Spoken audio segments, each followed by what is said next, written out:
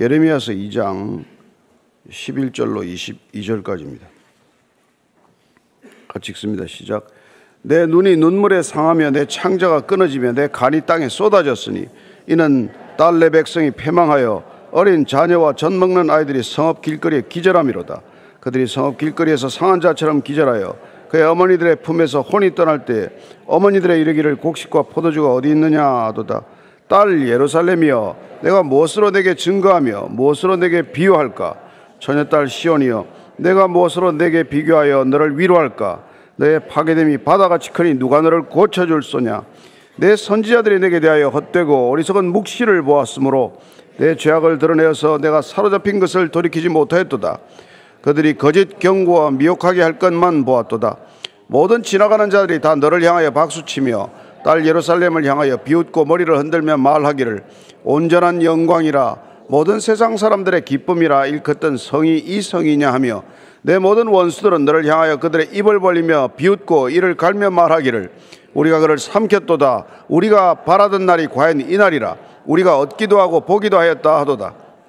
여호와께서 이미 정하신 일을 행하시고 옛날에 명령하신 말씀을 다 이루셨으며 긍휼히 여기지 아니하시고 무너뜨리사 원수가 너로 말미암아 즐거워하게 하며 내 대적자들의 뿔로 높이 들리게 하셨도다. 그들의 마음이 주를 향하여 부르짖기를 딸 시온의 성벽아, 너는 밤낮으로 눈물을 강처럼 흘릴지어다. 스스로 쉬지 말고 내 눈동자를 쉬게 하지 말지어다. 초저녁에 일어나 부르짖을지어다. 내 마음을 주의 얼굴 앞에 물 쏟듯 할지어다. 갓길 어귀에서 주려 기진한 내 어린 자녀들의 생명을 위하여 주를 향하여 손을 들지어다 하였도다. 여호와여 보시옵소서, 주께서 누구에게 같이 행하셨는지요? 여인들이 어찌 자기 열매 곧 그들이 낳은 아이들을 먹으오며 제사장들과 선자들이 어찌 주의 성소에서 죽임을 당하오리까? 늙은이와 젊은이가 다 길바닥에 엎드려져 싸우며 내 처녀들과 내 청년들이 칼에 쓰러졌나이다. 주께서 주의 진노의 날에 죽이시되 긍휼히 여기지 아니하시고 도륙하셨나이다. 주께서 내 두려운 일들을 사방에서 부르시기를 절기 때 무리를 부름같이 하셨나이다. 여호와께서 진노하시는 날에는 피하거나 남은 자가 없나이다. 내가 낳아 기르는 아이들을 내 원수가 다 멸하였나이다. 아멘.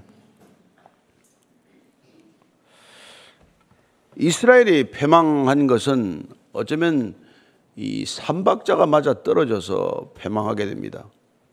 정치하는 사람들과 고관들의 그 타락과 부패상이 말할 수 없고, 또 당시에 제사 제도를 집례하는 그들의 죄를 사해야 할, 하나님께 가지고 나가야 될 제사장들이 또한 지극히 타락하고 말았고, 또 하나님의 말씀을 대언함으로써 그들을 바른 길로 돌이켜야 할 선지자, 예언자들이 거짓으로 예언하고 그들의 귀에 좋은 말만 했기 때문에 이 모든 것들이 파멸의 길로 이끌어가게 됩니다.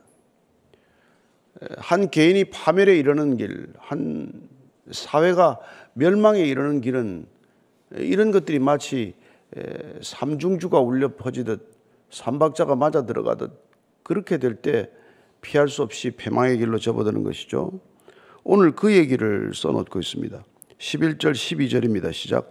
내 눈이 눈물에 상하며 내 창자가 끊어지며 내 간이 땅에 쏟아졌으니 이는 딸 내 백성이 패망하여 어린 자녀와 젖 먹는 아이들이 성읍 길거리에 기절함이로다. 그들이 성읍 길거리에서 상한 자처럼 기절하여 그의 어머니들의 품에서 혼이 떠날 때 어머니들에게 이르기를 곡식과 포도주가 어디 있느냐 하도다. 눈에 눈물이 상했다. 많이 울다 보면 눈가가 짓물러지는 일이 있지 않습니까? 너무 울다가 눈이 상하고 말았습니다. 창자가 끊어지고 간이 땅에 쏟아지는 이런 고통스러운 상황, 이런 고통스러운 기도를 드리는 그런 형국이 되고 만 것이죠. 우리가 살아가면서 이런 기도할 일이 없으면 얼마나 좋겠습니까? 그러나 정말 애간장이 타고 끊어지는 이런 기도를 드리는 때가 올 수 있다는 것입니다. 왜냐하면 자녀들이 정말 형언할 수 없는 모습으로 죽었어요. 그 당시에 죽은 모습들을 이렇게 기록하는 건 읽을 수가 없습니다. 전쟁의 참상들을 낱낱이 기록한 건 읽을 수가 없어요. 아마 지금도 마찬가지일걸요. 우크라이나와 러시아 전쟁이 끝나고 그 전쟁 중에 있었던 일들을 낱낱이 기록한다면 우리가 다 읽어낼 수도 없을 만큼 그런 처참한 일들이 일어난다는 것입니다. 패망하다는 게 원래 말은 원뜻이 부서지다는 뜻이에요. 우리가 뭐 컵이 떨어져서 산산조각이 나면 야 컵이 패망했구나 이렇게 말은 안 하지만 그게 원래 그 뜻이란 말이에요. 도저히 수습할 수 없을 만큼 다시 되돌이킬 수 없을 만큼 그렇게 부서지는 것, 산산이 깨어지는 것이 패망하는 건데 우리 인생이 그렇게 산산조각 날 때도 있지만 지금 나라 전체가 이렇게 패망한 것이죠. 그랬더니 아이들이 어머니 품에서 굶어 죽어간다는 뭐 그런 얘기예요. 13절입니다. 시작. 딸 예루살렘이여 내가 무엇으로 내게 증거하며 무엇으로 내게 비유할까? 처녀딸 시온이여 내가 무엇으로 내게 비교해 너를 위로할까? 너의 파괴됨이 바다같이 크니 누가 너를 고쳐줄 소냐? 파괴됨이 바다와 같다라고 말합니다. 당시에 가장 크다는 걸 비유하는 게 그 당시에 이제 대해, 지중해. 지금은 그 당시에 대해가 가장 큰 바다니까 인간의 고통이 그렇게 바다처럼 크다는 것이죠. 비유할 수 있는 가장 큰 비교치가 바다와 같이 그렇게 산산이 부서졌다는 것입니다. 그러니 그걸 누가 고치겠냐? 그렇게 깨어진 걸 누가 다시 회복시킬 수 있겠냐? 모든 것들이 그렇게 다 부서졌는데 누가 그걸 회복시키겠느냐? 14절입니다. 시작. 내 선지자들이 내게 대하여 헛되고 어리석은 묵시를 보았으므로 내 죄악을 드러내어서 내가 사로잡힌 것을 돌이키지 못하였도다. 그들이 거짓 경고와 미혹하게 할 것만 보았도다. 앞에 보면은 왕과 제사장들의 문제를 다루었습니다. 오늘 보니까 거짓 선지자, 거짓 예언자들이 좋은 말 한 거예요. 전쟁이 어디 있냐? 이 평화 시대에 그렇게 얘기를 한 것이죠. 그래서 거짓 선지자들에 대해서 하나님께서 계속 경고를 했어요. 거짓 선지자를 경고한 겁니다. 에스겔 13장 10절입니다. 에스겔서 13장 10절이 있습니다. 시작. 하나님 이제 이걸 선지자들을 치겠다고 하는데 왜 선지자들을 내가 먼저 치겠다고 했는가 하니까 이 때문입니다. 10절입니다. 시작. 이렇게 칠 것은 그들이 내 백성을 유혹하여 평강이 없으나 평강이 있다 함이라. 어떤 사람이 담을 쌓을 때 그들이 회치를 하는도다. 평강이 없는데 평강하다. 지금 전쟁이 먹구름이 재난이 다가오고 있는데 재난은 없다. 이렇게 얘기하는 것이죠. 그리고 사람이 담을 쌓는데 그들에게 담 쌓을 때가 아니다 지금. 지금이 담을 쌓을 때냐? 이 얘기를 해야 되는데 담에다가 회치를 해주는 거예요. 그런 짓을 했다는 겁니다. 예레미야 자신도 그렇게 비통하게 이 얘기를 했어요. 근데 거짓 선지자들이 예레미야를 오히려 박해했죠. 대표적인 사람이 하나냐 아닙니까? 예레미야서 28장 1절에서 4절까지 한번 같이 읽을게요. 시작. 그해 곧 유다 왕 시드기야가 다스리기 시작한 지 4년 5째 달 기본 아술의 아들 선지자 하나냐가 여호와의 성전에서 제사장들과 모든 백성이 보는 앞에서 내게 말하여 이르되 만군의 여호와 이스라엘의 하나님이 이같이 일러 말씀하시기를 내가 바벨론 왕의 멍에를 꺾었느니라. 내가 바벨론의 왕 느부갓네살이 이곳에서 빼앗아 바벨론으로 옮겨간 여호와의 성전 모든 기구를 2년 안에 다시 이곳으로 되돌려 오리라. 내가 또 유다의 왕 여호야김의 아들 여호니아와 바벨론으로 간 유다 모든 포로를 다시 이곳으로 돌아오게 하리니 이는 내가 바벨론의 왕의 멍에를 꺾을 것임이라. 여호와의 말씀이니라 아니라. 이렇게 얘기해요. 이게 성전에서 있었던 일이에요. 예레미야는 바벨론에 항복해라. 다시 쳐들어온다. 근데 애굽에 줄 서지 마라. 또 전쟁 난다. 뭐 그런 얘기를 한다고 그렇게 한 거죠. 스마야라는 사람도 있어요. 그 뒤에 예레미야서 29장 29절 이하를 읽어드리겠습니다. 제사장 스바냐가 스마야의 글을 선지자 예레미야에게 읽어서 들려줄 때 여호와의 말씀이 예레미야에게 임하여 이르시되 너는 모든 포로에게 전언하여 이르기를 여호와께서 너희 헬렌 사람 스마야를 두고 이같이 말씀하셨느니라. 내가 그를 보내지 아니하였거늘 스마야가 너희에게 예언하고 너희에게 거짓을 믿게 하였도다. 그러므로 여호와께서 이와 같이 말씀하시니라. 보라 내가 너헬람 사람 스마야와 그의 자손을 벌하리니 그가 나 여호와께 패역한 말을 하였기 때문에 이 백성 중에 살아남을 그의 자손이 하나도 없을 것이라. 내가 내 백성에게 행하려 하던 복된 일을 그가 보지 못하리라 하셨느니라. 이것은 여호와의 말씀이니라. 그러니 이게 예레미야가 얼마나 눈물의 선지자라는 별명을 얻게 된 게 이 얘기만 하면 박해를 받고 얘기하면 그 뭐 우물가에 던져지질 않았나, 감옥에 갇히질 않나, 그런 얘기를 한 것이죠. 그러니까 하나님께서 파멸에 관한 얘기, 멸망에 관한 얘기를 안 해준 게 아니잖아요. 수없이 했습니다. 수없이 했어요. 이사야를 통해서도 하고 예레미야를 통해서도 하고. 모든 선지자가, 우리가 읽고 있는 이 선지서라는 게 그러다가 망한다는 얘기 아니에요. 그래서 성경 읽기 싫죠. 구약 읽기 힘들죠. 뭐 잘 된다는 얘기도 읽기가 쉽지 않은데 이게 뭐 다 망한다는 얘기, 안 된다는 얘기, 그러다가 끝장난다는 얘기를 여러분 전하면 누가 이렇게 읽고 싶겠습니까? 그런데 이 얘기를 들어야 한단 말이에요. 좋은 약은 입에 쓰단 말이에요. 반드시 들어야 할 얘기는 부담스럽단 말이에요.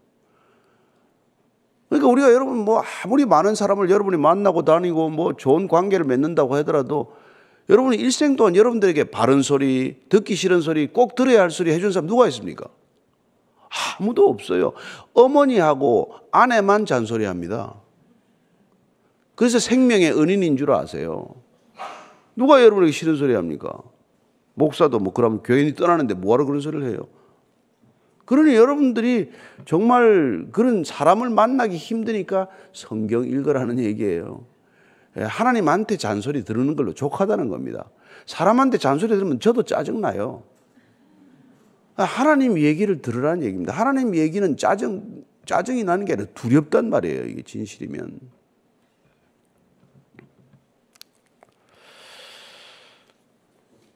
이래서 그 거짓 경고에 다 미혹이 되었어요. 아니 뭐 바벨론에 끌려가서 70년 포로 기간 채워야 되는데 2년 있다가 돌아올 거야. 걱정 마시오. 뭐 이런 소리를 하고 있는 거죠. 15절 16절입니다. 모든 지나가는 자들이 다 너를 향하여 박수치며 딸 예루살렘을 향하여 비웃고 머리를 흔들며 말하기를 온전한 영광이라 모든 세상 사람들의 기쁨이라 일컫던 성이 이 성이냐 하며 내 모든 원수들은 너를 향하여 그들의 입을 벌리고 비웃고 이를 갈며 말하기를 우리가 그를 삼켰도다. 우리가 바라던 날이 과연 이 날이라. 우리가 얻기도 하고 보기도 하였다 하도다. 여러분 뭐 예루살렘이 망하니까 사방에서 좋아하는 거예요. 사방에서 다 비웃는 거예요. 야, 뭐 영광이다, 뭐 기쁨이다, 하나님의 도성이다, 그 꼴 좋다, 꼴 좋다. 이게 세상 인심 아닙니까? 믿는 자들이 여러분 잘 안 되면 얼마나 좋아합니까? 근데 이게 참 보면은 안타깝게도 아모스 6장 13절 14절 말씀 한번 읽겠습니다. 시작. 허무한 것을 기뻐하며 이르기를 우리는 우리의 힘으로 뿔들을 취하지 아니하였느냐 하는도다. 만군의 하나님 여호와의 말씀이니라. 이스라엘 족속아 내가 한 나라를 이렇게 너희를 치리니 그들이 하맛 어귀에서부터 아라바 시내까지 너희를 학대하리라 하셨노라. 이게 BC 760년경에 한 얘기예요. 북이스라엘이 망하기 전에 한 얘기고요. 남유다가 멸망하기 한참 200년 전에 한 얘기예요. 그러니 그때 무슨 감동이 있겠어요. 망한다는데. 그런데 그때 이스라엘 백성은 야 이거 다 우리의 힘으로 이 모든 것들을 이루지 않았느냐. 인간의 힘으로 이 모든 것을 이루지 않았느냐. 내가 모든 것을 다 이루지 않았느냐.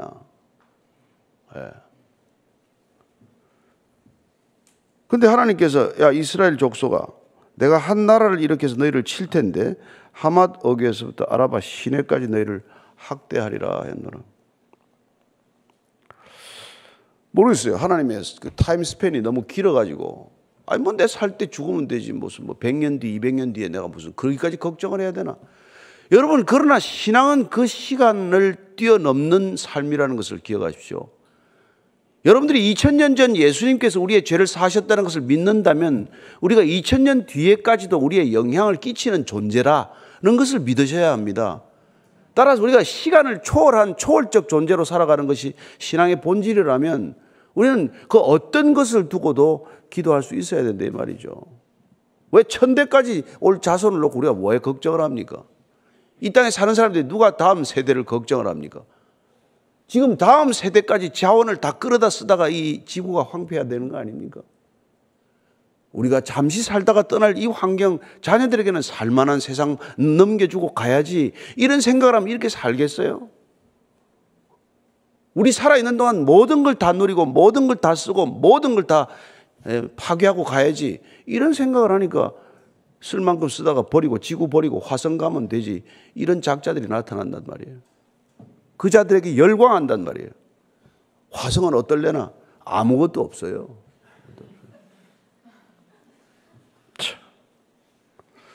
그런 사람들이 돈을 버는 세상 아닙니까? 세상에서 제일 부자가 되는 세상 아니에요?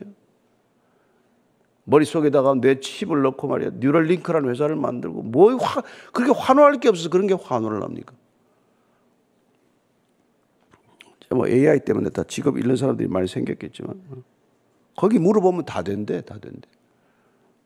물어보니까 나도 잘 모르더만. 여러분, 정말 우리가 이 세상에 가고 있는 걸 이렇게 여러분들이 꿰뚫어 보지 않으면은 그냥 어디로 가는지 모르고 그냥 가는 거예요. 한참 뛰어가다가 어디 가는데 물어보는 거나 마찬가지죠. 한참 울다가 누가 죽었는데, 장례식장 가면 그런 사람이 있다면서요. 마치 우니까 다 울다. 근데 누가 죽었대? 인류가 다 가니까 그냥 스피드만 올리는 거예요. 빨리 가면 무조건 좋은 겁니까? 시속 30km 가면 중상이지 뭐 사망은 안 하잖아요. 근데 시속 300km 가면 부딪히면 즉각 죽는단 말이에요. 인류는 대재앙을 향해서 달려가는데 그걸 뭐 어떻게 하겠어요? 그래서 17절입니다. 시작. 여호와께서 이미 정하신 일을 행하시고 옛날에 명령하신 말씀을 다 이루셨으며 긍휼히 여기지 아니하시고 무너뜨리사 원수가 너로 말미암아 즐거워하게 하며 내 대적자들의 뿔로 높이 들리게 하셨도다. 우리가 뿔을 이루었습니다. 우리가 이 모든 걸 이루었습니다 했더니 하나님께서 우리의 뿔을 꺾으시고 대적자들의 뿔을 높이셨다, 이렇게 됩니다. 내 대적자들의 뿔을 높이 들리게 하셨도다. 이게 여러분, 믿는 자들이 믿음대로 살지 않으면 생기는 일이다. 아주 쉽게 말하면 이 얘기예요. 하나님 모르는 사람들이야 뭐 이래 살든 저래 살건 다 패망의 길로 가지만, 하나님께서 그 인류 전체의 흐름을 바꾸어 놨는데, 회개라는 걸 통해서 인간이 가는 방향을 정반대 방향으로 돌이키라고 우리를 불렀는데, 그래서 신앙은 회개로부터 시작이 되는 거예요. 세상이 가는 길에서 돌이키는 것으로 시작이 되는 거예요. 내 인생이 줄다름치던 길에서 되돌아서는 것으로부터 신앙이 시작이 된다는 겁니다. 그렇게 돌아섰더니 사방에 도움을 청할 곳이 없어서 위를 바라보는 게 신앙이라 이 말이죠.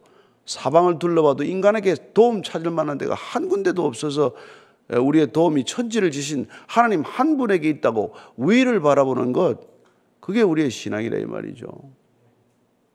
그래서 믿을 신자에 우러를 앙자란 말입니다. 사람은 땅을 보고 살고 밑을 보고 살고 사방을 둘러보고 살지만 우리는 이렇게 하루 매일같이 가끔씩 머리를 들어야 된단 말이에요.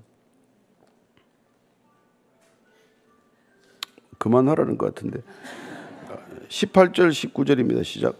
그들의 마음이 주를 향하여 부르짖기를 딸 시온의 성벽아, 너는 밤낮으로 눈물을 강처럼 흘릴지어다. 스스로 쉬지 말고 내 눈동자를 쉬게 하지 말지어다. 초저녁에 일어나 부르짖을지어다. 내 마음을 주의 얼굴 앞에 물 쏟듯 할지어다. 각 길 어귀에서 주려 기진한 내 어린 자녀들의 생명을 위하여 주를 향하여 손을 들지어다 하였도다. 이게 느닷없이 들어간 것 같지만 이게 얼마나 비통하면은 이제 제발 탄식하는 걸 이제 하나님 앞에서 내 죄를 탄식하라 이런 걸로 돌리는, 내 형편과 처지와 상황을 탄식하지 말고 내가 뭘 잘못했는지를 탄식하라 이 얘기예요. 우리는 기도의 자리에 와서 이게 왜 이렇습니까? 그래서 나 좀 살려달라고 이제 기도하는 거 아니에요. 사실은 기도의 자리에는 나 좀 죽여주세요가 기도의 제목이 돼야 돼. 나를 좀 죽여주세요. 나를 좀 깨주세요. 나를 부숴주세요. 나를 가루로 만들어주세요. 내가 좀 소리 나지 않게 해주세요. 그래야 내 안에 누가 뭐 사실 거 아니에요. 내 안에 내가 너무 많아 뭐 숨 쉴 데가 없다면서요. 그래서 지금 주를 향하여 이제 부르짖기 시작하는 거예요. 밤낮 부르짖으라. 눈동자를 쉬지 말게 하라. 밤낮 부르짖어 기도하는데 뭐랍니까? 예. 주를 향하여 손을 들라는 거예요. 여러분 골방에서 손 들고 가끔 기도하지 않습니까? 이게 아침에도 손 드는 분이 있지만, 손을 드는 건 절대 복종의 표시예요. 항복의 표시 아닙니까? 저는 하나님께 이제 손 들었습니다. 마음대로 하세요. 구워 먹든 삶아 먹든 그래도 안 드시겠지만, 우리는 고쳐 쓸 수 있는 존재가 아닙니다. 우리는 개선되어야 할 존재가 아니에요. 정치적 사고의 프레임은 개혁이죠. 근데 우리는 죽어야 끝이 나는 존재예요. 그럼 우리가 죽기 전에 매일 숨만 컬떡거리고 껄떡거리다가 계속 살아나서 하는 일이 죄를 답습하는 일이란 말이에요. 조금 살만하면 또 죄 짓고, 또 어려우면 부르짖고, 그게 사사기적 순환, 사사기가 우리한테 가르쳐 주는 거 아니에요? 그게 왜 그렇습니까? 내가 옳다고 생각하기 때문에 그렇단 말이에요. 각자가 옳다고 생각하기 때문에 그렇단 말이에요. 옳은 분은 하나님 한 분밖에 안 계십니다. 나도 옳지 않고 여러분도 옳지 않아요. 우리가 옳아서 고난당하는 게 아닙니다. 그래서 죽어야 끝이 날 일인데 안 죽어서 이게 시끄럽단 말이에요. 그래서 이제 이분이 이제 죄 가운데 이게 다 죽게 생겼으니까 진노 중에라도 긍휼을 잊지 마십시오. 이게 기도예요, 지금. 온 나라가 거덜이 나서 지금 애들이 다 굶어 죽고 여인들이 처참하게 죽어가지만, 이런 하나님의 심판 가운데서도 긍휼을 잊지 마십시오. 저희들에게 자비를 베풀어 주십시오. 그게 기도란 말이죠. 지금 이제는 딴 기도를 할 수가 없게 된 것이죠. 그러나 거지 바디메오가 다윗의 자손 예수여 불쌍히 여기소서, 그게 무슨 희망이 있어요? 다윗의 자손 예수 이름밖에 희망이 없는 상황. 그 상황 가운데서도 하나님은 부르짖으면 응답하신다. 이게 우리의 믿음이죠. 그런 진노 중에라도 자녀들의 생명을 위하여 주를 향하여 손을 들었다. 오늘 이 시대가 할 일이 이거예요. 우리가 자녀들이라도 위하여, 우리는 다 살 만큼 살지 않았습니까? 자녀들을 위하여 손을 들겠습니다. 손을 들고 기도하겠습니다. 우리 데려가더라도 자녀라도 좀 살려주세요. 저 자녀들이